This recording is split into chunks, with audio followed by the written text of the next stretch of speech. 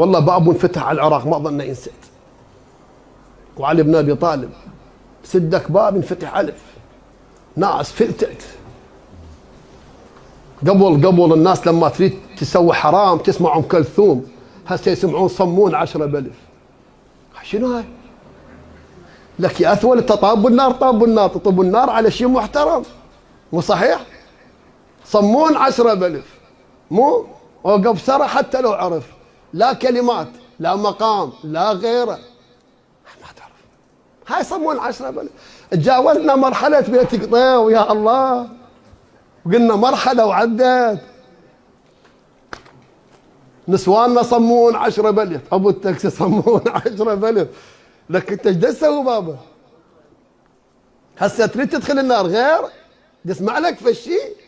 يعني جيل السبعينات كان يسمع مثلا مطربين عندهم نغم وعندهم مقامات وتوزيع موسيقي. هسه صمون 10 بلف. يعني هاي تعتبر، هذا يعتبر شعر فن. اليوم هذا الرجل لما يغني يستقطب آلاف من الشباب. أقول عندنا معمم يستقطب هذا الكم؟ عندنا طلعنا هيك ناس لما يحاضر يستقطب هذا الكم. زين هذا خطية المسكين. لو تجي بعض الناس تقول له بابا هذا حرام، ترى أموال الطرف سحت، والسحت جهنم. لا، بدأت الناس